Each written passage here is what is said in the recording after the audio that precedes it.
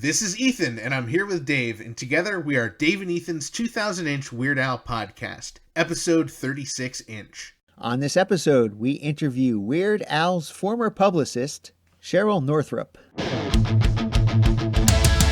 It's Dave and Ethan's 2000-inch Weird Al podcast. It's a podcast about Weird Al. It's Dave and Ethan's 2000-inch Weird Al podcast. Seriously, the whole podcast is about Weird Al. Dave and Ethan's 2000-inch Weird Al podcast. You don't have to listen, but we're glad you are. Dave and Ethan's 2000-inch Weird Al podcast. Dave, we finally made it to episode 1. Yard. That's right, Ethan. We made it to episode 3, Feet. Yes, of course. Dave, did you see the big Al news yesterday? He announced on Twitter and he sent out an e-blast. He is looking for people to be in a magazine photo shoot with him. Yes, he's looking for 350 fans, all to be dressed up in his classic retro Weird Al look. And they're going to appear with him in a photograph for a national magazine. That photo shoot is going to take place in Los Angeles on January 18th. And if you go to his Twitter, if you go to that e-blast, there is a link to sign up. I imagine it is going to go pretty quickly. So if you are interested in that, head on over there, sign up before 350 slots get full. How cool. I so wish that I lived closer to LA so I could go be part of this. I might move to LA just so I can be part of this. You better do it quick. It's coming up. And from what I've heard, they will be confirming people next week. So you got to get everything submitted now in time and see if you get confirmed. And Dave, this is open to all ages, all genders, but there is one requirement. You must dress as Retro Al. A wig, a mustache, glasses, and Hawaiian shirt. The 4 musketeers of being classic Al. But they do give you the option to bring an accordion. That it can is be true. a toy accordion. It can be a real accordion. But it's not required to bring an accordion. But if you have one, you might as well bring one, right? I mean, you're going to be hanging out with 350 Weird Al fans, all in wigs, mustaches, glasses, and Hawaiian shirts. I mean, it's almost like if you have an accordion, you should bring it. Totally. Dave, do you think that Paul Rudd will be there? I hope so. That would be awesome. I was wondering, does Al have to actually dress up as himself as retro Weird Al? Do you think he has an accordion to bring? Or a Hawaiian shirt? I'm wondering if he's going to have to get a fake mustache and glasses. That's true. That's true. Last time I saw Al, he did have a mustache. So, he does have about a week and a half. He could grow a mustache in that time, depending on how hard he pushes. And, I'm also wondering, though, because when we were talking to Sean James last week, he talked about the different generations of Weird Al hair. So would he wear a wig of his old hair, or would he just have Sean do his hair to look like old Al? Or is he supposed to not look like old Al? It's so confusing what this is about. Obviously, there's very little information about what this is going to be. It's kind of like, even it says in the application, you are sworn to secrecy if you come to this photo shoot. So it seems like it's a lot of effort for just a magazine article. Do you think there's going to be some kind of big announcement that goes along with it? It's got to be a big announcement. Who knows? I mean, the only magazine that we know Al reads is Mad Magazine, and they are no longer in print. So I don't know what else it could be. And he already was on the cover of Mad Magazine. So, I mean, I Right. don't think they're going to do that again. They're going to bring Mad Magazine back from the dead, and it's not going to be animated anymore. It's just going to be pictures of people dressed as Weird Al. I would subscribe. Maybe they want to take a picture of 350 Weird Al fans along with Weird Al, and then they're going to draw a picture of it for the cover. Yeah, that's probably it. What I was really thinking, in all seriousness, I wonder if this is going to be Al's big Rolling Stone cover.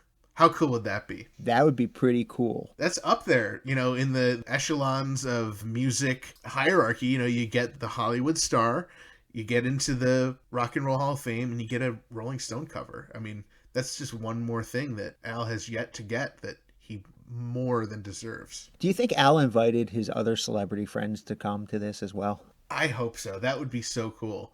you get to see Jamie Lee Curtis, and you get to see Tom Lennon and Dr. Demento, and I think it would be so cool to see all of them mixed in with just all sorts of fans and our friends, and I think it would be so cool. What's interesting is you mentioned Dr. Demento, and of course that reminded me that Dr. Demento has a beard. Both you and I have beards as well. Do you think they'd make us shave our beards if we actually went to this? I was thinking about that, but I don't know. Okay, so say we were able to go and they told you did have to shave your beard. Would you shave it to be in this photo shoot? I would have to be on the cover of Rolling Stone to shave my beard. I mean, you did shave your mustache in Abbotsford. My mustache takes about 2 weeks to grow back. My beard would take about 3 or 4 years to grow back at this point. Yeah, I don't know if I would trim my beard either. We could just do like a Cesar Romero thing from Batman and just like paint our beard. It doesn't say anywhere in the application that you have to be clean shaven other than a mustache. It says you could wear a fake mustache, so we could just put fake mustaches on ourselves over our mustaches and beards. Right. It also says you can come if you actually do have a real mustache as well. Well, technically we do. Maybe we just hold the accordion up high enough to block our beard. How many people do you think are going to bring their squeeze box accordion? Oh, that's a good point. I bet a lot of people will. Probably a lot better than bringing a full-size accordion, because you're there for 7 hours. Well, I know that they have an NDA, a non-disclosure agreement, but if any of our listeners are planning to attend, whatever you can tell us, please share that information with us. We are dying to find out what happens at this photo shoot. It is going to be awesome. Cannot wait to hear. If you're ready to break your non-disclosure agreement, you can always give us a call, 347-SPATULA. I wonder if people will bring spatulas too, just to add it in. What if they bring an accordion made out of spatulas? I would give them bonus points for that, for creativity. As we reported on last week's episode, on New Year's Eve, Alice Cooper put on his annual charity concert at the Wailea Beach Resort on the island of Maui. And as Al does every single year, he participated again. That is so cool. I wish I could have been there. I wish I had a $2,000 ticket in Hawaii. I wish I could just be in Hawaii on New Year's Eve. Yeah. I mean, Al and Alice Cooper, that's a bonus. But, to be in Hawaii at any time of the year, it doesn't even have to be New Year's Eve. Well, plus all the other people. I mean, there's only one I really, truly care about, and that's, of course, Al. But, I mean, there is a good list. Willie Nelson's there. There's a lot of good people. It sounds like a really fun event. Well, thanks to our friend and listener, Mike Minnick. He sent us links to all the YouTube videos for all the songs that we know about that Al performed. And he didn't just send them after they were posted around. There were literally 15 views on it when he sent it to me. So he found them super early, and those are really cool to check out. It's always fun seeing Al performing non-Weird Al songs. It's always interesting. Literally a couple hours after the event ended, Mike had been texting me, here are the videos. I found them on YouTube. I just picture him sitting there clicking refresh. I wouldn't put it past Mike to do that. So if you go to YouTube and you search for, New Year's Eve, Alice Cooper, there are 5 videos in total. The first one, Al is kind of doing an introduction, and it's actually a kind of funny video to look at because, this is paraphrasing, but he basically says when he's normally on stage, he takes popular songs by other artists and he changes the words for comedic effect. And then tonight, though, what I'm going to do is I'm going to do popular songs by other artists, but I'm not going to change the words. What do you guys think? And everyone's like, no, boo, that's not what we came here for. It was pretty funny. But amazing. Again, he did actually do cover songs, and he did full versions of these songs, 867-5309, Jenny. He also did a version of American Band, and he did a version of Refugee. So awesome. I wish I could have been there, Dave. Next year. Watch me go out next year and he takes a year off. He comes to New York and New Jersey and does something here while we're in Hawaii. That's right. Alice Cooper moves the concert to somewhere exactly in the middle of our 2 houses. And there was one more song that Al did, and that was for Alice Cooper's encore. So the stage was packed with just everybody who was there that evening. And they all came out. They all did the Beatles song, Come Together. It was so nice to see Alice, Al, Willie Nelson, all the artists who performed that night come together for such a great cause. Wouldn't the world be a better place if everyone could just put their differences aside for one night and come together? Maybe one day everyone will sit down together in unison, in harmony, and in agreement with each other and share in a delicious meal of vegan Mexican food together. This week's episode brought to you in part by vegan Mexican restaurant Burrito Burrito in Troy, New York, home of the 2-pound double wrapped in a quesadilla Burrito. Come on down to Burrito Burrito and Burrito Burrito your Burrito Burrito. Find them at burritosquared.com and at Burrito Squared on Instagram. And remember, not every burrito is a burrito, but every burrito can be burritoed. And Dave, they are going to be making vegan burritos and vegan Twinkie Wiener sandwiches at our special event on January 25th. You mean the special event with Jonah Ray, where we get to interview Jonah Ray for the podcast and see UHF on a giant 2,000-inch screen? Yes, at Proctor's in Schenectady. And tickets are available at uhf.2000inch.com. I think we should all come together and see that together. We'll come together, we'll sit down in unison and enjoy vegan Twinkie Wiener sandwiches.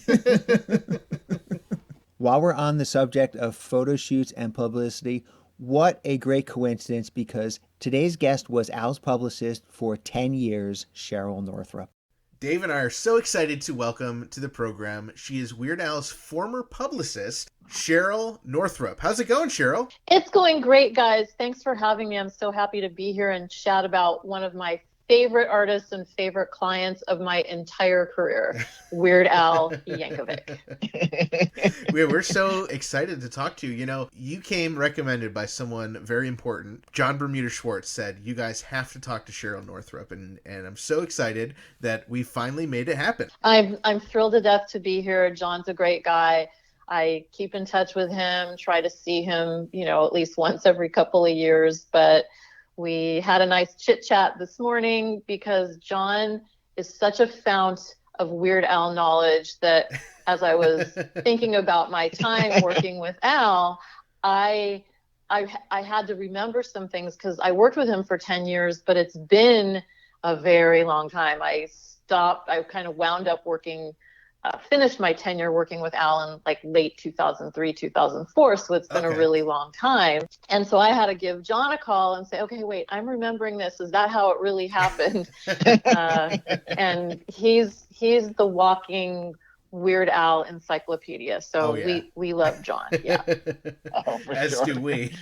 So can you just kind of give us a background of what a publicist is and when you were working specifically with Al, what kind of responsibilities you had?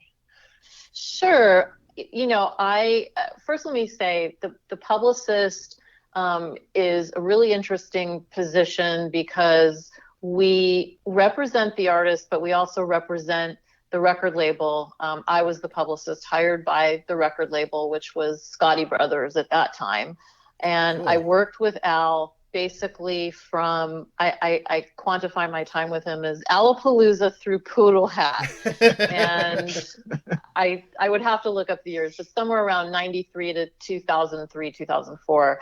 And I had come in as the label publicist. And basically the publicist manages the media, and we're the interface between the artist and the media. So if you're seeing Al on late night TV, early morning TV, reading about him in the newspaper, hearing him on the radio, that would be the publicist who would not only coordinate those interviews and appearances, but I often traveled with Al to do those kinds of media appearances. Oh, cool. So, I spent a lot of bleary-eyed hours of the early morning with Al, taking him to local LA morning news shows. I'd pick him up at his house in the Hollywood Hills, 3-4 in the morning. Oh, wow. Yeah, because you'd have a call time that was maybe, 5:30, because the early morning shows would start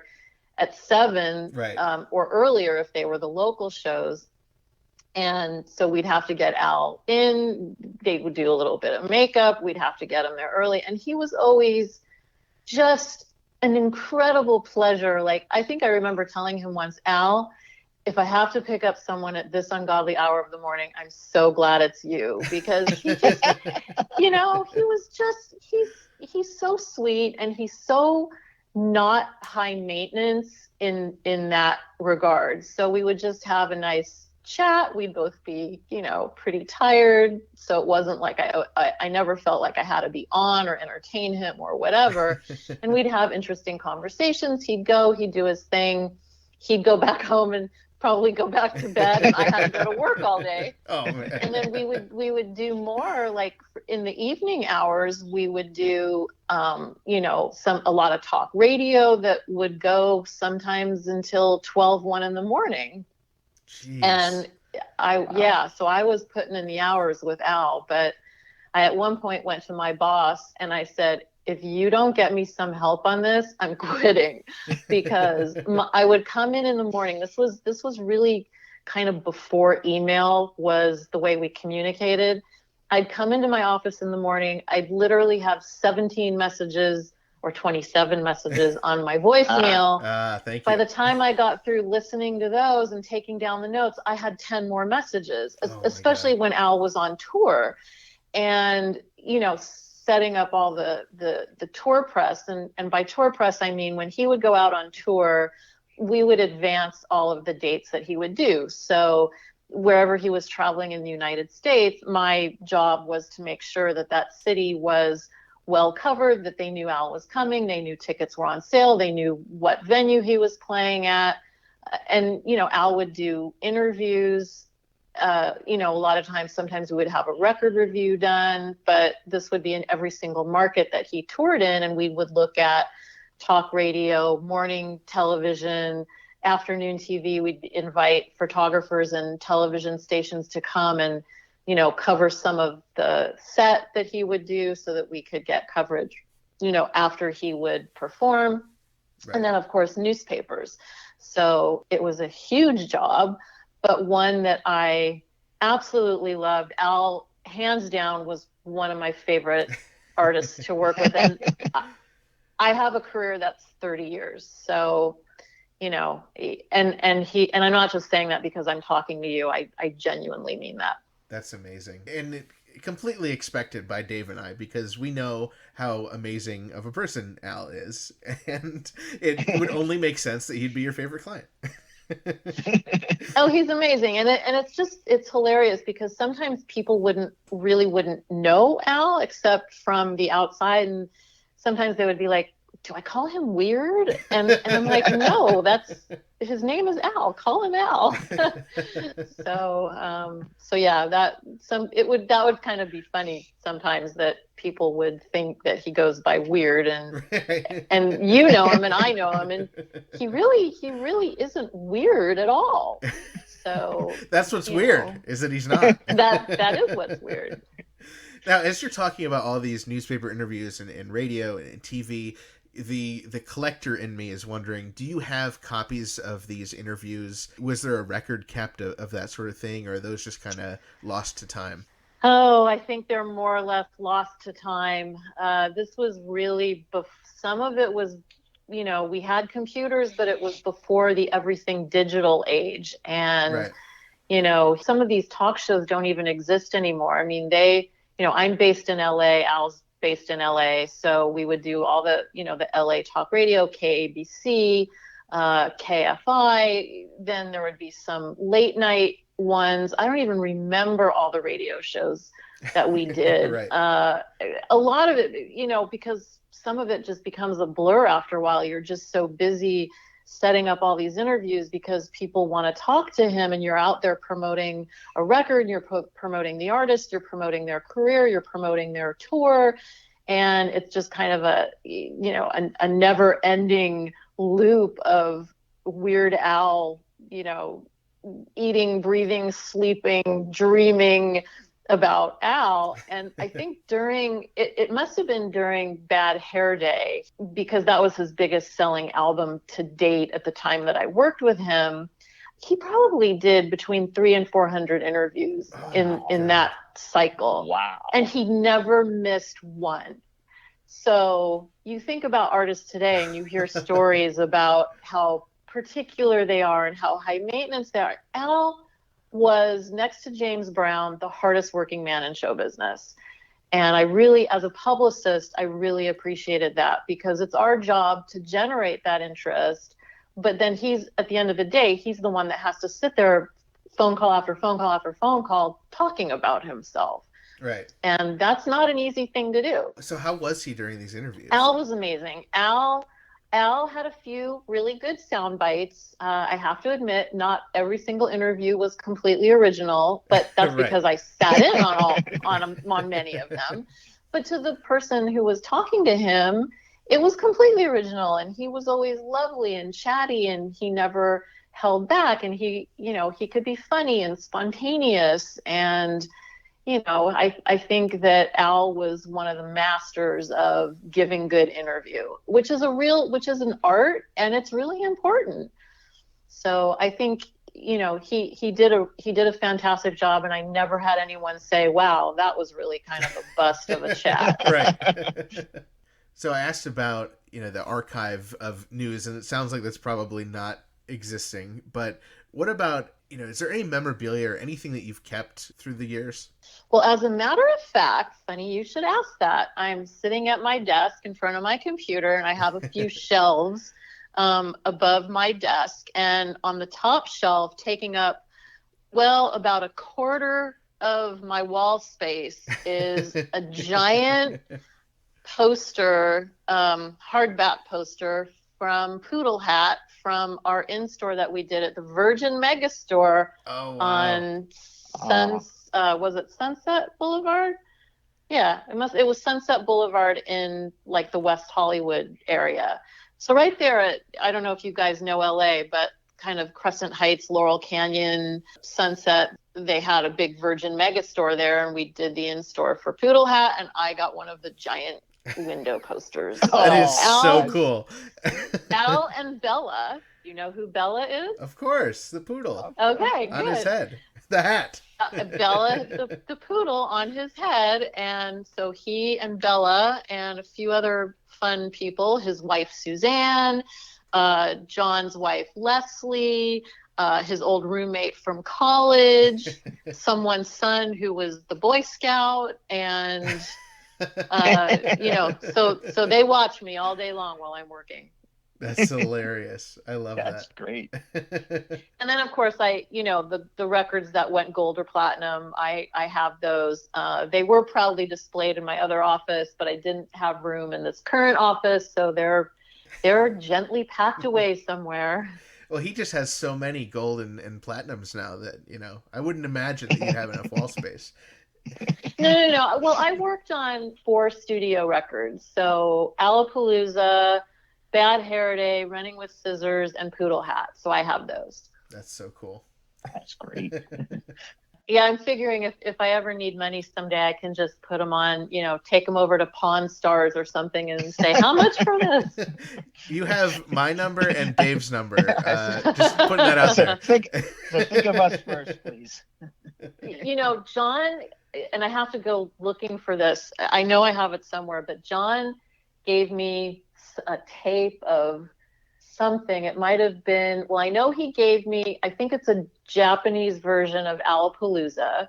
So I have that CD somewhere. That's cool. And then something else. I have a couple of other really kind of nifty, very deep Weird Al fan kind of things.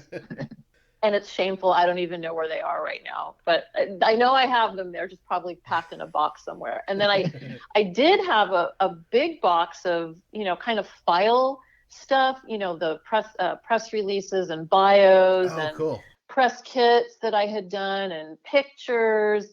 And a few years ago, maybe about 7 years ago, we were moving, and I gave them all to Al. I gave it all to Al because I know he likes to collect, he likes to keep the archive.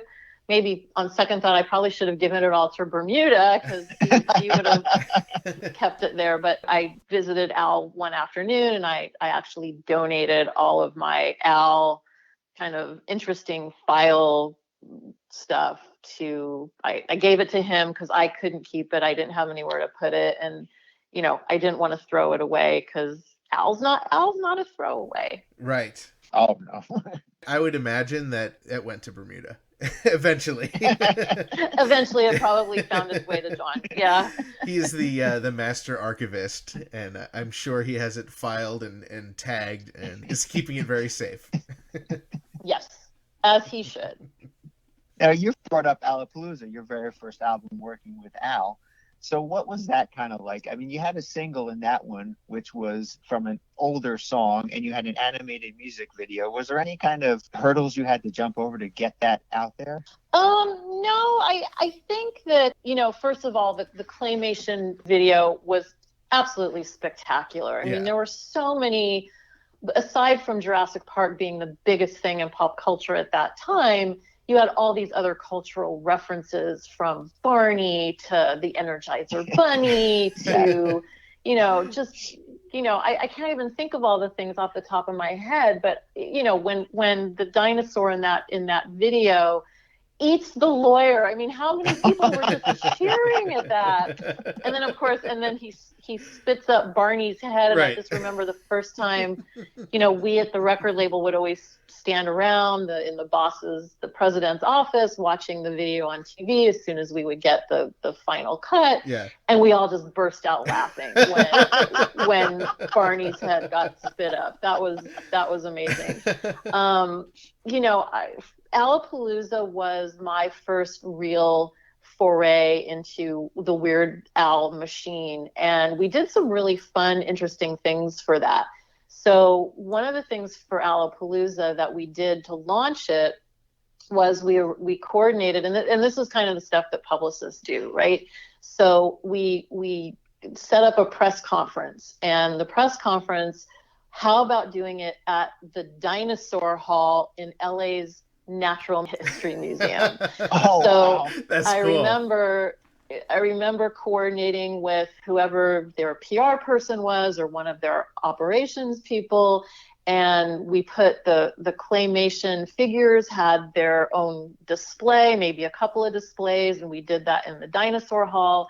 And then we invited media to come, and we invited local school kids to come. And that morning, I think you guys will have to go back in the time machine a ways, but this was a time after the big riots that we had in LA.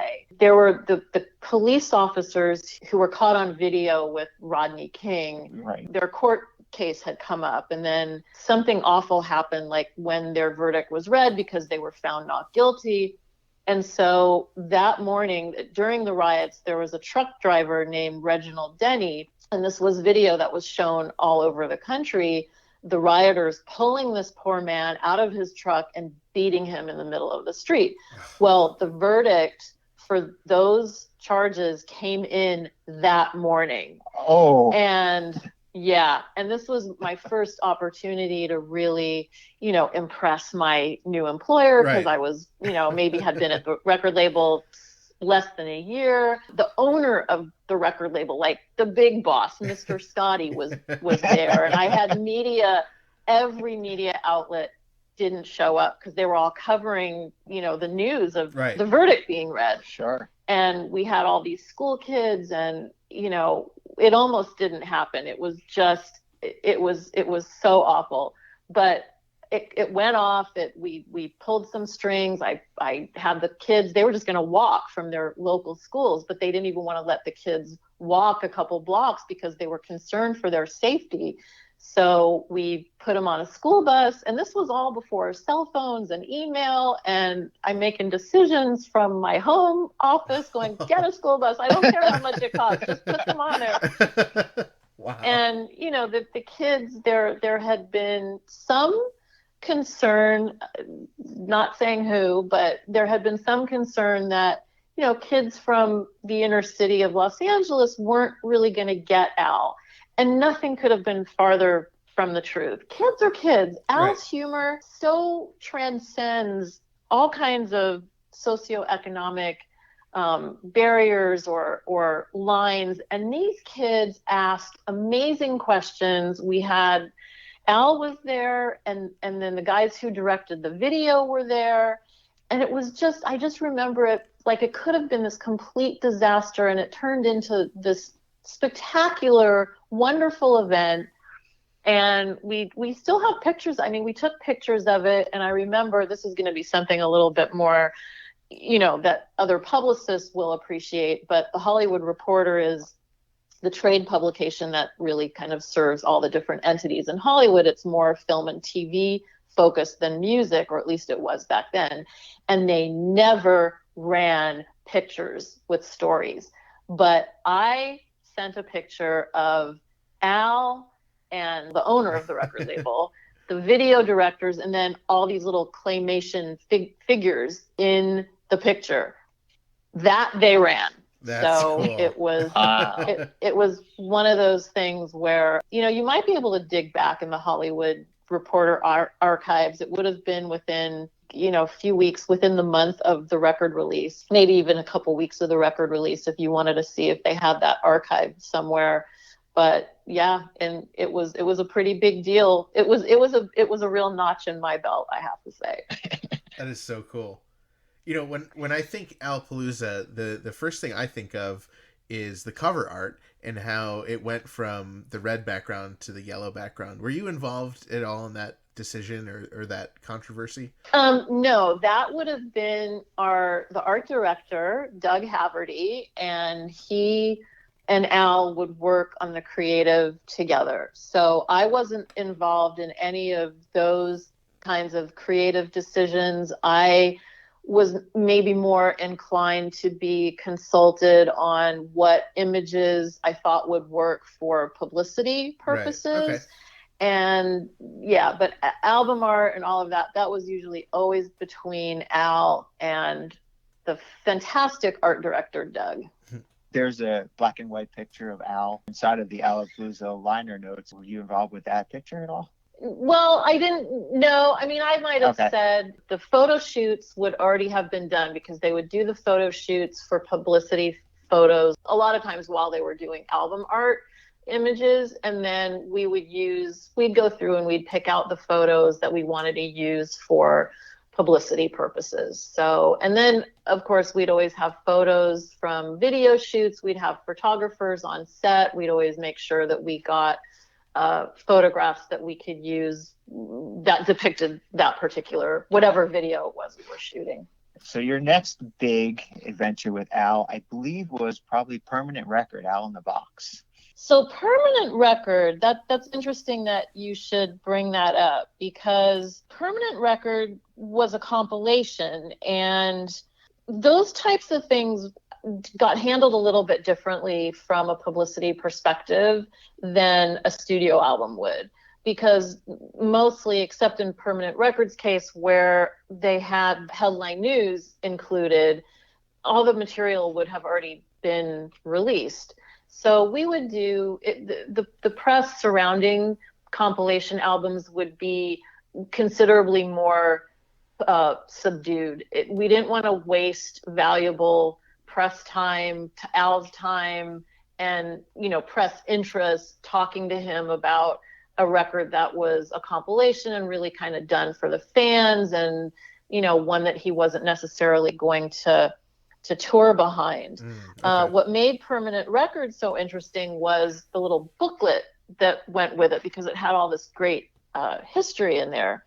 And then headline news, if you want to talk about that for a second, I actually have some great stories from headline news. So that year of news was just, these were three of the most absurd stories. And of course, Al would have to do something to mark. I mean, look, what happened to Nancy Kerrigan was terrible, but the other two things were just so bizarre, and it really dominated the news cycle for such a long time that it only could have fallen into Al's hands. So anyway, my fun story from Headline News is I got to be in that video. Really? And Oh. yes. And if you blink, you miss me. But basically, it's in the ice skating segment, or the fight segment between Tanya and Nancy, where they're rolling around on the ice, and then there's 4 judges that hold up their cards with the score. Yep. And I am one of the 4 judges. Wow. It was from, if you're looking at the video from left to right, it's Doug, who was the art director, myself, a gentleman named Tad Dowd, who was a longtime fixture at the record label. You guys probably know who Tad is. Of course. Yeah. And then next to him was Chuck Gullo, my boss and the president of the label. So Al is such a great director that my funny incident from that video was he busted me like 2 times because I wasn't quite fast enough holding the card up, and I wasn't in time with the other 3. So, you know, he's so exacting, and he would count us down, and then we'd have to lift it up real fast. And if you go back to the video, you see it's literally I'm on there for less than a second. And I think it was like 2 or 3 tries. Finally, I got it right. He's like, okay, good, cut. We got it. Get her out of here. That's so You're awesome. But now, of course, I can look back at it, and you know, I have a daughter, and she first met Al when she was 8, and you know, that was like huge. My mom was in a Weird Al video. Right. I mean, I'm impressed just talking to you, knowing you're in a Weird Al video. That's so cool. Aw. Well, that's really sweet. So when we get back around, we can talk about some of the later things. But I want to tell you another fun story about my daughter. But we can talk about it later in the broadcast, in the podcast.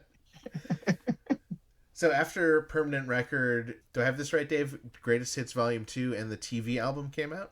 Yes. Yes. And that was basically the single disc version of Permanent Record. Yeah, and, right.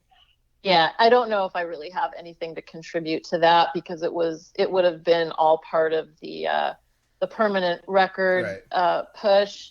But again, we didn't expend a lot of publicity time working the compilations. We spent our publicity nuggets on the studio records. Well, after that, then we get to the big one, Bad Hair Day.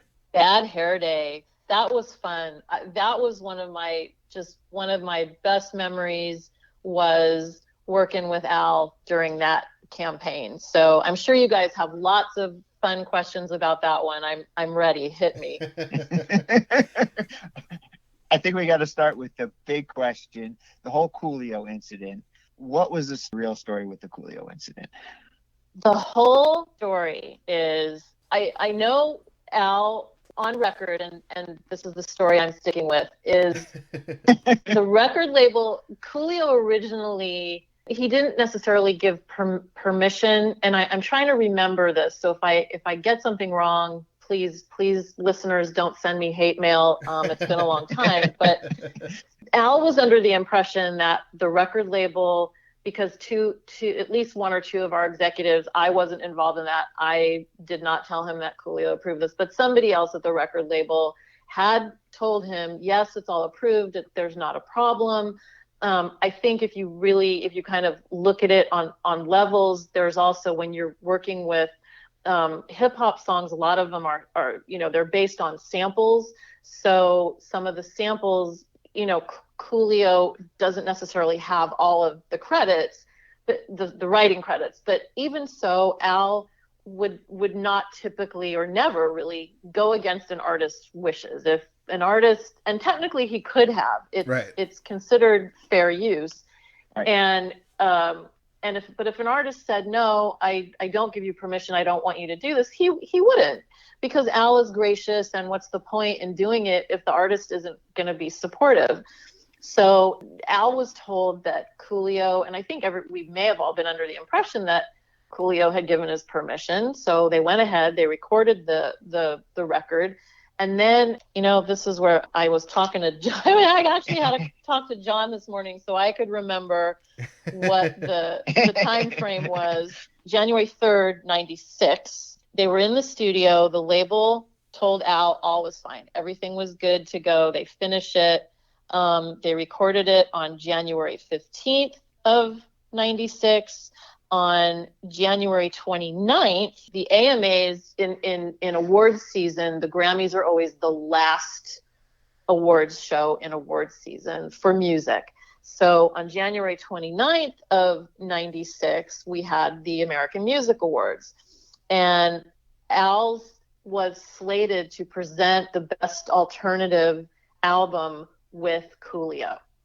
And if you recall, because I'm sure you've seen the clip of this, Al came out in his Coolio hair. He was all gangsta, Yes. Dressed like he was on the record label. And I was there with Al, and nobody saw him. We basically were in hiding until that moment because we didn't want to ruin the surprise. So I'll tell you a fun story about, being in hiding. We were in the green room or somewhere kind of tucked away in a corner, just being inconspicuous. And Eddie Van Halen comes up, introduces himself to Al as if we didn't know who Eddie Van Halen was, and tells him he's a huge Weird Al fan. And of course, we're all huge Eddie Van Halen fans, and it was just kind of a mutual Eddie Van Halen, Weird Al Yankovic love fest. And, it was really just a great moment. And a little while later is when Al went out on stage. Coolio was completely caught unawares. So that him looking surprised in the clip of that is genuine. You could tell he didn't know what to say. And it was brilliant. And then Pearl Jam won for Best Alternative Album, and that was that. So Coolio still had not heard anything at that point. And next, the following month, on February 28th, he won a Grammy.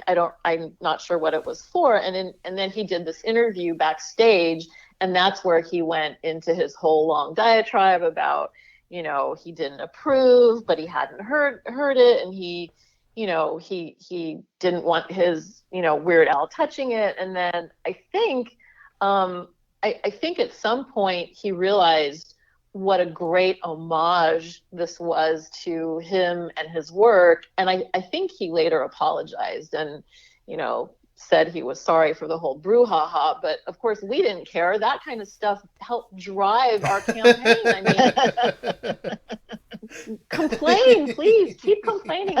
This is great for the PR. And Al's a very genuine person. And I think he was genuinely very upset that somehow the wires had gotten crossed and the label said that everything was good to go when perhaps it wasn't good to go. I don't know. I'm not privy to all the details behind that, but I know Al would have been, very sad. It's not in his nature to offend people. So, but it turned out to be great. And then of course, Bad Hair Day debuted.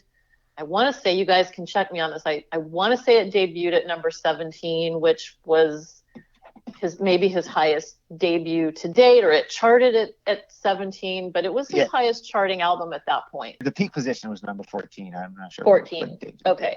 So I knew it was somewhere in the top 20, and that was great. And we had an amazing run with that record. And that's, like I said, I think he did 300 to 400 interviews that year, and it was really spectacular. That's a great time in my life. And when I was talking to John this morning, I was like, wow, thank you for walking me down this memory lane, because it was really fun. Yeah, and then Bad Hair Day went on to be double platinum. It did just recently. Yeah.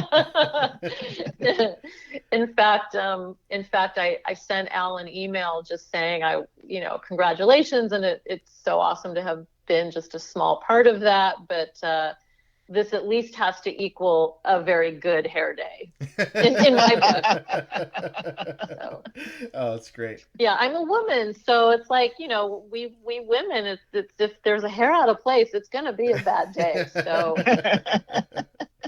So were there any other, big moments in the promotion of Bad Hair Day? no, not that I can remember off the top of my head. I think, once you have the whole, the scoop on Coolio, so I'm trying to think the video for Amish Paradise, because of course, Florence Henderson, Mom Brady, was in that video.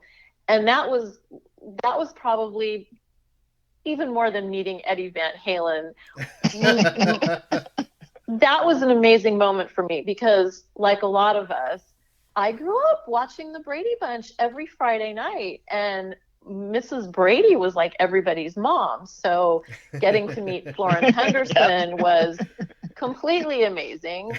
The video, I don't know where you guys are based, but the video was actually shot not too far from where I live right now in a really cool, very pretty, very rural area, not far from Los Angeles, just maybe 20 miles from LA, called Hidden Valley.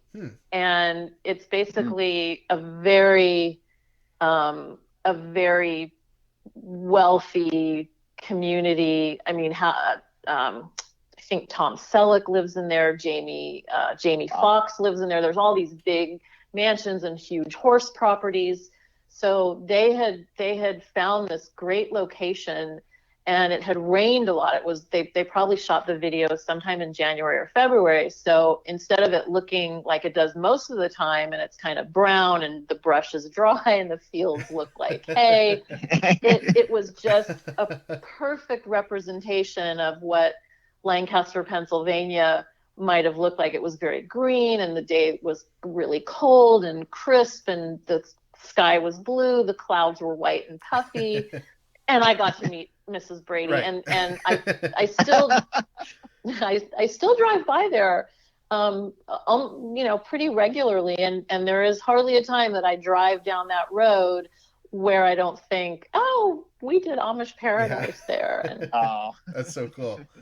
yeah, there were some really neat elements that he did, and if you watch, people who watch it now might not even get all of the pop cultural references in there. Everything from, Gilligan's Island. There were so many really great pop culture references. He picked up some film techniques that they used, in the early days of filmmaking, like the barn falling on him. right. That was Right. actually a very old filmmaking, from I want to say Buster Keaton. I could be wrong, but I want to say that was a crib from a Buster Keaton film. And then the whole section where it was all being filmed backwards. So he actually learned the lyrics backwards so that he could sing them backwards so that they would look like he was singing them frontwards while everything else around him was moving backwards. So That scene is just unbelievable to me. Yeah. yeah, and you really have to think about it. I mean, Al is such a visionary, and he really would imagine when he would write his songs. I'm positive that he would already have them visualized in his head. He would know exactly how he wanted to present them on video. He really is just a master of that art. And that's why he was asked by a lot of other artists who knew to, that they had him direct their videos, because he's a genius. Absolutely. Without question. So some of the other singles from the Bad Hair Day era, of course, Gump, Spy Hard came out right around that time, and then I don't know how widespread it was, but The Night Santa Went Crazy also had a single. Right. Well, Gump. So we did that video right near the Los Feliz part of Los Angeles, and there's I think it was right along Los Feliz Boulevard, and there's a big park there with a big fountain that they're all playing their instruments in.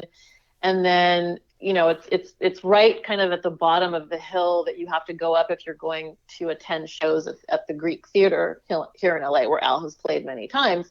And that video was really fun because the old lady on the bench is, of course, Ruth Buzzy, doing her character from Laugh-In that I also grew up with.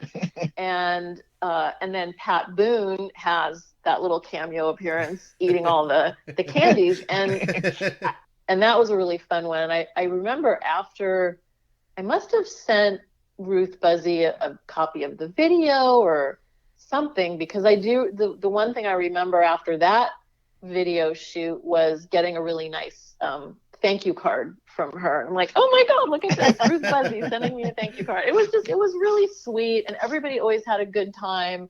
Al was very exacting on set and a very good director, and really guided everyone to get exactly what he wanted. But it was always a really fun time, and those were some of my best memories, were kind of being on set and watching it happen, and then being able to have these stories to share with you guys. Yeah. But then Spy Hard, because that was the whole film thing, I wasn't super involved in that, except I do remember we all went to a screening. I don't think it was the premiere, but I think it was a screening. And that opening was so spectacular. I mean, he did it in the vocal style of Bessie Smith, who had done the singing for some of the spy movies. And then, he, of course, had, I think he had a cameo appearance in one of Leslie Nielsen's Naked Gun movies. And, it was a total spoof on the whole spy genre. And I just thought that opening was absolutely brilliant, quite possibly the best part of the film. Oh, yeah, totally. That was the only reason I went to go see Spy Hard, was because Weird Al did the opening credits. You walked out after 4 minutes. And right. Well, I had to stay for the ending credits, too. Oh, of course. Right. If you had walked out after the song, I don't think you would have missed anything. So we need to now fast forward to Running with Scissors, of course.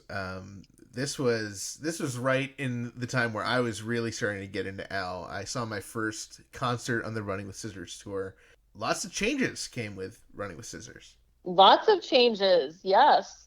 Al got a new look, and I think it's really interesting, because I remember having a conversation with Al's camp. They were very concerned about how this was going to play out.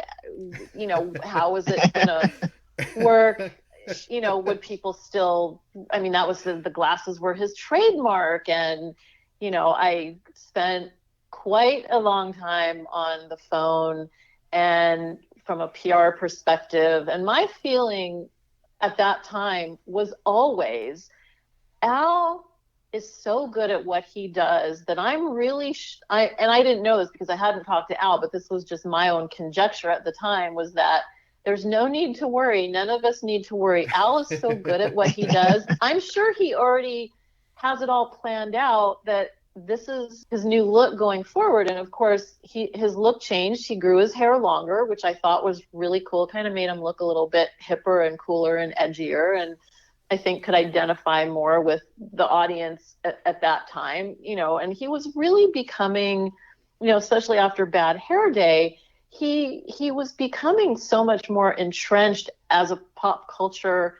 phenomenon and icon himself, because even at that point, he had outlasted many of the careers of the artists that he had parodied. And one of the things that always frustrated me as his PR person was how some of the kind of old guard of especially newspaper critics didn't take him seriously. And we had a really hard time breaking through some of those barriers, and really some of them I don't think really broke until Mandatory Fun.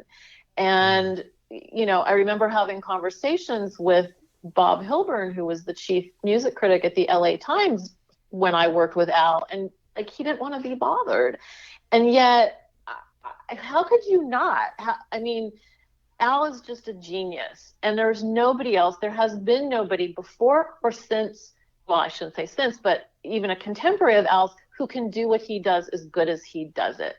And, I really don't think there's any denying that Al really has the corner on that market and that level of parody, because his parodies just kept evolving and getting better and better and better and more detailed and more complex. And if you look at some of his later parodies, even something like Word Crimes, which I think has to be my personal favorite, because it's so deep, and you have to think about, first of all, Al's a great grammarian, so I'm positive that these are things that he deals with all the time, but I just fell in love with that song when it came out. I couldn't stop playing it. I sent it to all my writer friends because, of course, PR people, we deal with writers and journalists all the time. So I think it was something that they could really relate to a little bit better. But it just was, the layers in that song are so brilliant. I really have to give Al credit with knowing that he was never defined by his look. He could burn all his Hawaiian shirts and give away his Vans, and he would still be Weird Al, and he would still be hilariously funny and still have his finger just completely on the pulse of pop culture. So we did have those discussions, most assuredly, but I was never concerned, and we didn't skip a beat. It was like, Al, glasses? What glasses? He never wore glasses. So, leave it to Al. He's just really good at what he does. So it really wasn't a problem going forward, and I don't think we ever really looked back. I do find it interesting that when someone dresses up like Al for Halloween or cosplay, they tend to go for the glasses and the mustache still. But really, when you look at his career, he's almost, eclipsed the amount of time without that. Yeah, but I think it was such an iconic look. The glasses and the curly, super curly hair, I think, was so memorable and possibly a little bit easier to recreate. That's true. Than the current look. So I think that's probably why people still tend toward that. And I'm sure you guys know that every year after Halloween on his Twitter feed, he puts up the best Weird Al costumes that people send him. Of course. So, look, Al is great because he can totally poke fun at himself, which I think is beautiful. Yeah, I look forward to that Twitter post from Al with the Halloween costumes every year. Yeah. I just love that so much, that there's so many people that dress up as Al for Halloween. And I also love that people still call it his new look, and it is 20 years since he's changed his look. Right. Will Al ever have another new look? Quite possibly. I think that there's, a fine dividing line between people who've been Al fans across both looks. So if you can count yourself as a fan during the glasses era, you're a longtime Weird Al fan. And he did his LASIK surgery on television. Like, they broadcast, I think it was our local Channel 5 KTLA station here, that this was kind of in the early days of LASIK. So he was quite a visionary, pun intended, to sort of see where this was going. And good for him to show that it was what it was. It wasn't a super invasive, and it really, I think it meant a lot to him that he wasn't tied to his glasses anymore. Right. How did that get started? Did the TV station approach him about going on TV to get the LASIK surgery, or did he approach the TV station? I actually don't have an answer for that. Okay. I'm just curious. I wasn't involved. I didn't call the station and say, "Hey, Al's having laser surgery. You want to come and report it?" That fell outside of my purview. Yeah. So you weren't there for that particular appearance. I wasn't there for that particular appearance.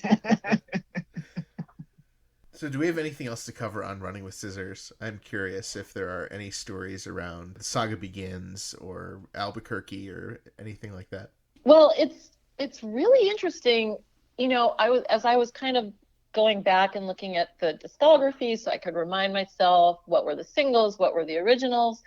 And I saw Albuquerque on there. I actually was surprised because in my head, Albuquerque was a much older song.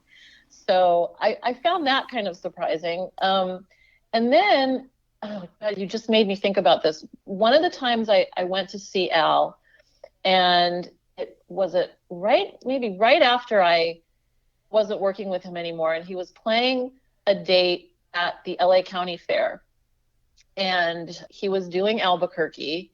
And I probably shouldn't say this, Al, if you're listening, I'm sorry, but it's a great story. I have to share it. He forgot the lyrics to Albuquerque in the middle of the song. And I mean, come on, it's like an 11-minute song, so give the guy a break. I mean, right. And I think what happened was he may have started the song. I mean, my recollection is a bit fuzzy, but I think he started the song over.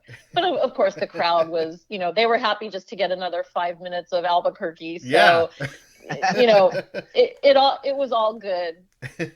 We were talking about Saga Begins, and of course, I think they filmed the parts of that out in the Mojave Desert, but of course that was the Don McLean song American Pie, and Star Wars was just such a huge phenomenon at that time. Look, I think some people learned about the Star Wars story because of the story that Al told in his song. Yeah.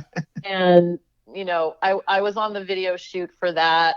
Then the evening magazine shows, Entertainment Tonight, Access Hollywood, all of those, they would always argue over who would get the exclusive because they were all competing with each other. And, those were really, and it was great because those types of shows really embraced Al, and it was great visuals for them, and a lot of, really, really fun time to be able to come and chat with him and be on the set and get all these cool little snippets. So that was a really fun time.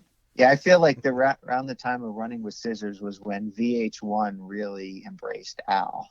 VH1, MTV had been on board with Al for quite some time. I mean, he had so many Al TV specials, and of course, having the video format, Al was perfect for MTV. I mean, we all kind of grew up in the MTV generation, and Al was a gift to MTV. So, we always used to look forward to Al TV because he would do these great, mixed up interviews where he would take maybe an MTV interview, and then instead of having the actual interviewer, Al would be asking the subject these ridiculous questions, but with the real answers, like you see if you go to his live shows. So those were always really fun to watch. So the last album you worked with Al on was Poodle Hat. Poodle Hat, absolutely. So that was a fun one, and I do have a fun story from Poodle Hat. That was the one where Eminem had given Al permission to parody "Lose Yourself," which was the Oscar-winning song from 8 Mile. Right. But he didn't want Al to do a video, and he didn't want it to be the single.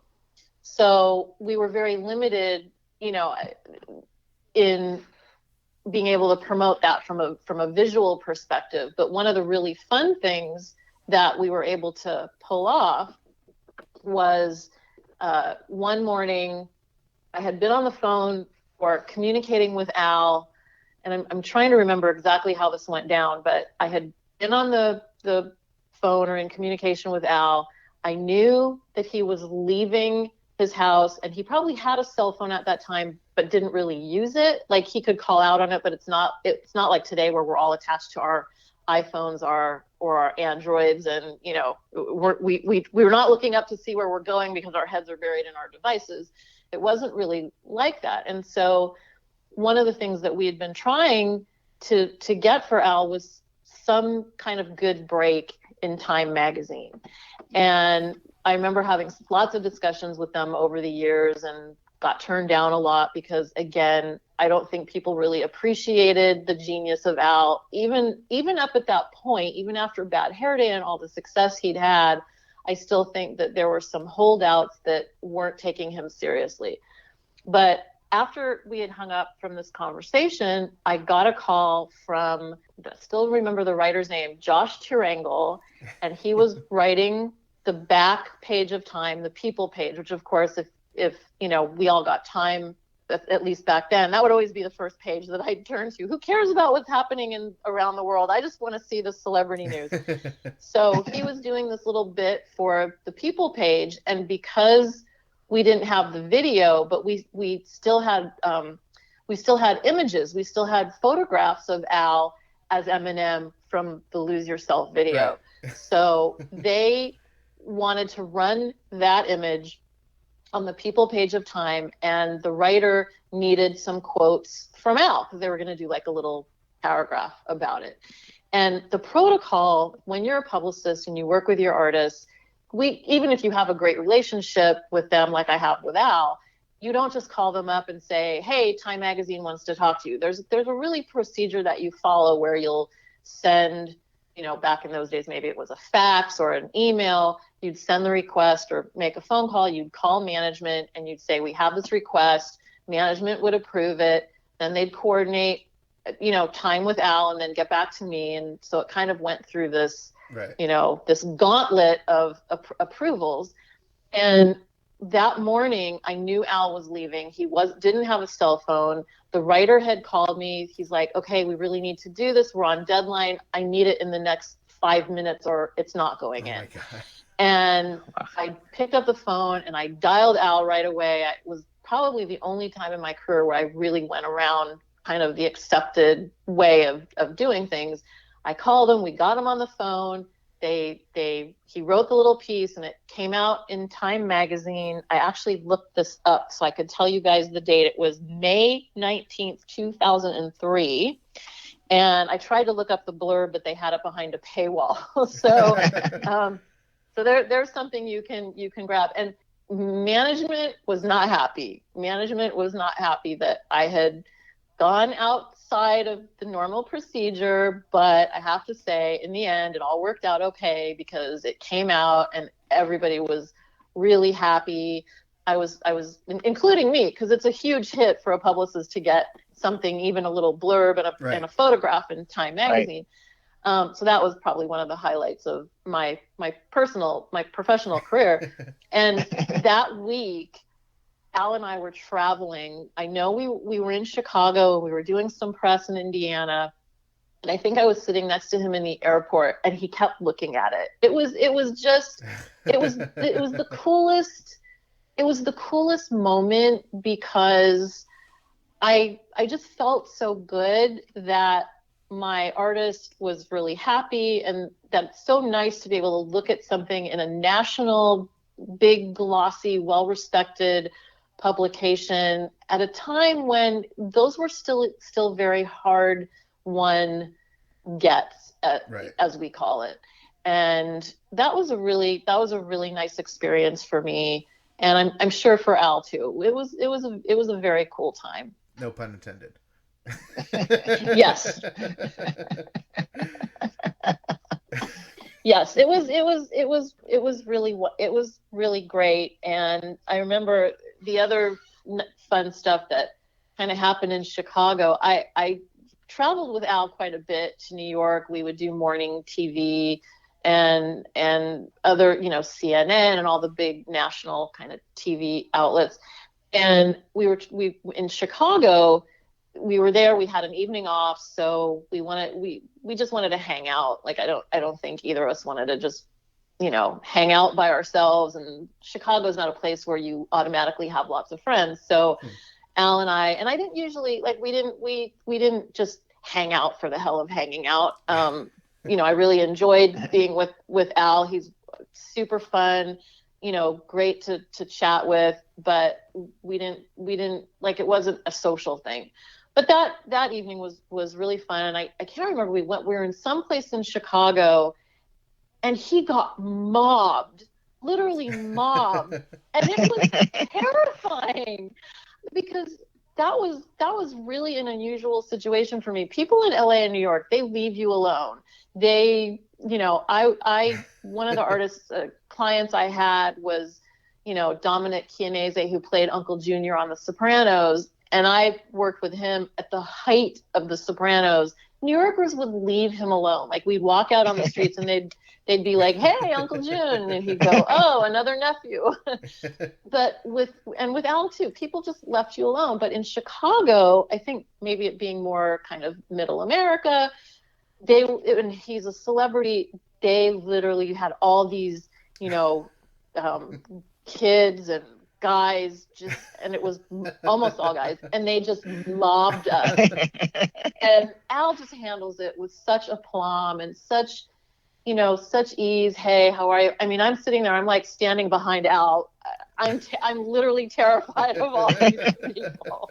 But yeah, he was always great to spend time with. It's interesting because I was thinking, I'm kind of going off subject here, but you guys are called your 2,000-inch podcast, and one of my favorite Al originals is Frank's 2,000-inch TV, because that was sort of an homage to REM, which is a band that I worked with very early in my career. So that song always had a lot of meaning for me. And so I think you guys have a very cool name for your podcast. Yeah, I don't know. Are you familiar with that song, Dave? I think we have to look that up. Yeah, I'm gonna have to research that one. We're prepared for that. I don't know. It must be a rarity or something that we're not familiar with. So, Sheryl, you teased us earlier that you wanted to tell us something about your daughter. Oh yes, thank you for remembering. So Al. I first introduced my daughter to Al. I think she was about 7 or 8 years old, and he was performing at the Orange County Fair. We went to see him. I took her backstage, and I have this great picture of her. Of course, Al's very tall, and she was 8, so she's got these big brown eyes looking up at him, and he's looking down at her, just smiling. And she had met him several times since then, but now my daughter is a senior at the University of Oregon in Eugene, and she is a photographer, and she is a photographer and the photo editor for the Daily Emerald up there in Eugene. And when Al went through on his vanity tour, she was one of the photographers in the pit taking pictures of him for the publication. Cool. So yeah, it was really nice. And then she went backstage, and of course John knew her, and Al knew she was coming, and so they took good care of her, and that was really nice. So that was kind of a nice moment for Mom, to see her, having worked with Al when she was so young, and then now she's working with Al in that professional capacity. Sweet. Oh. You started with Al in 1993. You finished up your career around 2003, 2004. How did things change from when you first started working with Al towards when you finally did stop working with Al? What was the biggest change? Well, his hair is longer. I think that Al has continued to surprise us in many ways. He's continued to evolve and grow as an artist. I think we kind of touched on this when we were talking about word crimes and some of the other parodies that he's done that kind of are more detailed and more complex. And, I think a lot of times you have to look at a video or listen to a song a few times to kind of really get all the references that he incorporates into his songs. I think that at least through the last album cycle, Mandatory Fun was 5 years ago. I can't even believe it's been that long since that record came out. But I remember just marveling at the marketing effort behind that record, the rollout of the different videos every day. Yep. And I can't confirm this because I haven't heard it from Al, but I know that's him. Al is just such a marketing, creative genius that I'm positive that he's the one who kind of came up with this. And if I'm speaking out of turn and I'm taking someone else's hard-earned credit away, I really apologize. But that's really the kind of person that Al is. I mean, he's, he really envisions a lot of the scope of how he sees things. And, and I was really impressed as a former PR person watching the rollout of this new album. I was so impressed with the way that happened. I mean, they interviewed him in GQ. I mean, that never would have happened in 2003 or before 2003. It just, Al was still kind of in that transition period from being, nerdy with glasses Al that always did food parodies to a more mature, well-rounded, deeper, really skilled and talented parody artist. And he always was that, but I think he's just taken it to a whole other level with the last record. And then of course the Vanity tour and the Strings Attached tour. I have to give him credit for continuing to stay fresh and relevant. Yeah, and talented, and it's just, I can only imagine that the people who turned you and Al down many years ago are just so embarrassed now. I have to imagine that. Well, I'd like to think they are, but I doubt it. They're in that world. You're always on to the next thing, and you're covering the next thing. But there were times when I would, not run into a writer, but have communication with a writer, and they would like confide to me, I'm secretly a Weird Al fan. Like, what? You can't say that out. You can't do that. But, yeah, I mean, there would be times like that where, I mean, he's everyone's guilty pleasure, right? And now I think that's the biggest difference, is that a lot of times he was the guilty pleasure.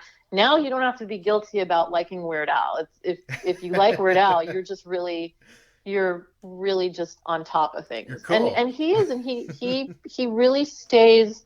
Yeah, you're very cool, and he really stays relevant. I mean, it's a great job to just be able to. He used to say, to sit around in your underwear watching TV and reading magazines all day. We should all have good jobs like that, right? But Al's very meticulous, and he's very particular. I know, he works on his songs. I don't think they're just flashes that come out. I think he puts a lot of effort and work into them, and I think it really shows, and that's why they stand the test of time, and that's why we as fans appreciate him and his art. And he most definitely is an artist. Absolutely. Well, Sheryl, back to you and your career. I just wanted to follow up on, you didn't end your career after Al. You still are in communications and PR and marketing. Yes. When I had left the record label like 98, maybe 99, somewhere right around there. And I started my own PR company with a partner, and Al became one of our clients because I'd had such a long tenure with him, and we got along great, and we were a good team. So I brought Al in to my new PR company. And then there was just, I will just say this, one of the biggest regrets that I have in my career is that we didn't get to work with each other through the next 3 albums that he did. And there were a lot of issues. None of them had to do with Al. I still keep in touch with Al. I get his Christmas card every year. I usually communicate with him by email a couple times a year, a few times a year, always on his birthday. I never forget his birthday. And I'll tell you something, Al always responds. So I don't ever want to hear people say, oh, I can't respond, I don't have time. You think Al has time? Al has such a busy schedule, and yet he will always respond if I send him a little note or whatever. He's always very gracious, and I really appreciate that. So after I stopped working with Al, My company at the time, we worked a lot of music projects, books, TV, film, new media events. And then eventually my life kind of transitioned, and we moved out of the LA area. I live in Ventura County now, so it was a little bit harder to, be out and about in the Hollywood scene. And so I really started working more with corporate clients and brand clients. And so now I have my own consultancy, and I will work with a lot of different types of clients. I love helping businesses, develop their positioning, their messaging, their overall communications, their creative marketing rather than sales and marketing, and of course their PR and media outreach. And I've worked in a number of different industries, but my heart will always have a very special place for the many years that I spent in music, and many of those years with Al. He's great, and I was a fan before I started working with him. I will be a fan until he doesn't make records anymore. And then some, I hope. And then some.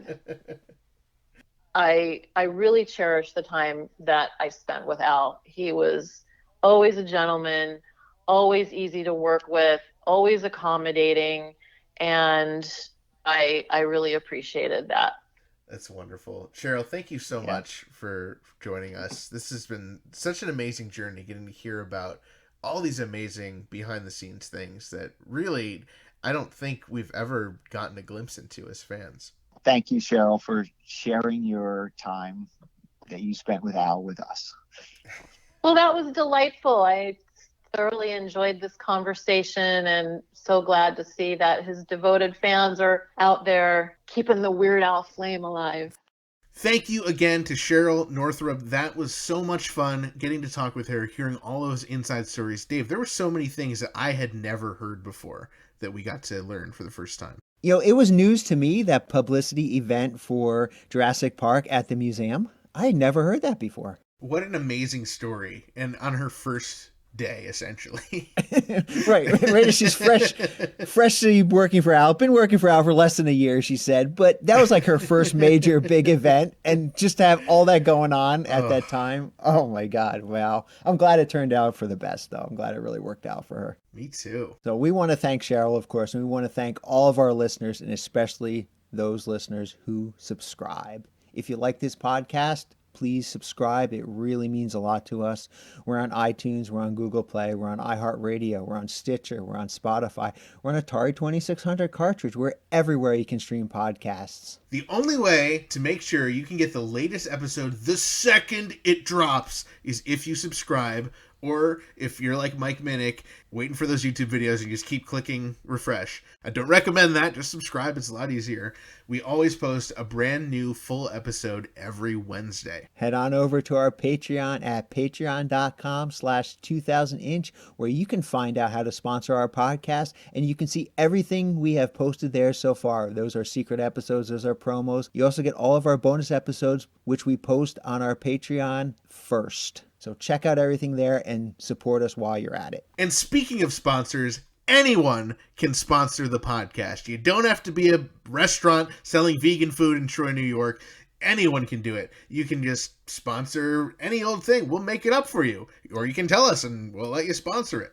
Our friend Allison Parsons, she recently became a sponsor of the podcast over at patreon.com/2000inch. She is sponsoring this week the release of a very special edition episode of The Weird Al Show episode, Bad Influence. It is going to be remastered by both you and I, Ethan. That's right. But the only edit we're going to make, and by we mean our intern Frank, the only edit that we are going to make is that everywhere Patton Oswalt appears in the episode, he will be digitally replaced by Baby Yoda. Baby Patton Oswalt as Baby Yoda is not something you #gotta pass on. And also, with the new year, we are launching a fun new incentive for our most loyal listeners. When we first started the podcast, we had offered the opportunity to sit in with us for a segment And as you know, our friend Allison took us up on this offer. Man, she supports the heck out of us, Dave. She joined us for the top 5 Off the Deep End Songs episode. Such a blast. Oh, that was so much fun. And that episode was so popular and we got so much positive feedback about it that we decided to offer that incentive again. So for a limited time, if you want to be in a segment with us on the podcast, you can sign up and it's only $100 to do so. Email our intern, Frank, at 2000inch.com for more details. We also want to remind everyone that time is running out for you to get your tickets to our super exciting screening of UHF along with our live interview with Jonah Ray. It's coming up in just a few short weeks on Saturday, January 25th. It is going to be totally insane. I cannot wait. You can head over to uhf.2000inch.com for tickets, or if you're local, you can head over to Proctor's and buy them in person or on the Proctor's website, proctors.org. It is going to be so much fun. It is going to be a blast to see the 30th anniversary screening of UHF with you and with Jonah Ray. Oh, it's going to be so much fun. And also, what is going to be so much fun is that, Ethan, you will be performing comedy with Jonah on Thursday, January 23rd. You guys will be in North Adams, Massachusetts. And on Friday, January 24th, you guys will be in Glens Falls, New York. And then this is so great, so convenient to everybody who comes to our UHF screening. You and Jonah Ray, immediately after our screening, will be performing comedy again, and that is Saturday, January 25th. Same venue. You don't even have to leave. It's Proctor's in Schenectady, New York. It is going to be a blast. And you don't even have to leave the building for dinner because Burrito is going to be there selling their vegan Mexican food during our screening, after the screening, and before the comedy show. So you don't even have to leave. You can just stay and eat some Burrito. And it's just a Dave and Ethan's 2000-inch Weird Al podcast kind of day in Schenectady. It's going to be so much fun. So Ethan, last week we teased that our friend, the very talented Jeff McClellan, put together a poster for this screening. And we got to see the first draft. Well, Jeff has finished. He put the final touches on it. We just posted that poster over at patreon.com/2000inch. You can go over there and see it right now. Oh my God, it is so awesome. We love the poster. We will be offering that poster for sale as well. So if you're interested, please let us know so we can make sure to hold one for you. Yes, and we are only printing a very limited supply, and they are professionally screen printed, so these things are going to be, to quote you, Dave, beautiful. Oh, they are beautiful. I cannot wait. These, I'm totally going to be getting Jonah to sign mine, and I'm going to be hanging it up. Like, it has to. It is such an amazing poster, and we're also getting some surprises made. And anyone who does pre-order a poster with us is going to get some special surprises thrown in. Also, make sure you give us a follow at 2000inch. We're on Twitter, we're on Instagram, we're on Facebook. And of course, you can see us at patreon.com/2000inch. Check out our Facebook group and visit us on our website, 2000inch.com. You can get the latest episode there. You can get information about all of our guests. You can listen to every single back episode, including all of our bonus episodes there. And remember, use the hashtag 2000inch, hashtag Gill and Chill, and hashtag Gotta Pass when you post. And you can also head to our website and listen to this episode over again if you wanted to. But also, don't forget, you can always call us at 347-SPATULA. Leave a message any time of day or night. It's 347-772-8852. We love hearing from our listeners. Might even play it on the air. Let us know if you submitted your name for that photo shoot, and let us know when you get selected. We want to hear about it. 347-SPATULA. And we also want to thank Jim Chemo West. He, of course, did our amazing, incredible, best podcast theme song ever. And you can always check him out 24 hours a day at jimchemowest.com. Pick up his CDs, subscribe to his awesome newsletter. Go check him out, jimchemowest.com. I don't think you sold that well enough. That is the best theme song for a podcast ever by Jim Chemo West. Is for our podcast. We love that song. We love Jim for doing it. Thank you so much, Jim. Oh my God, it's my favorite song ever. Dave, we should listen to the instrumental version right now. Okay.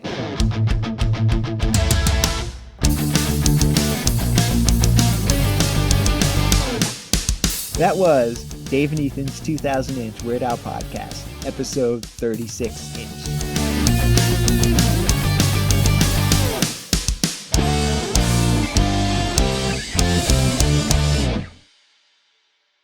He later apologized and said he was sorry for the whole brouhaha, but of course we didn't care.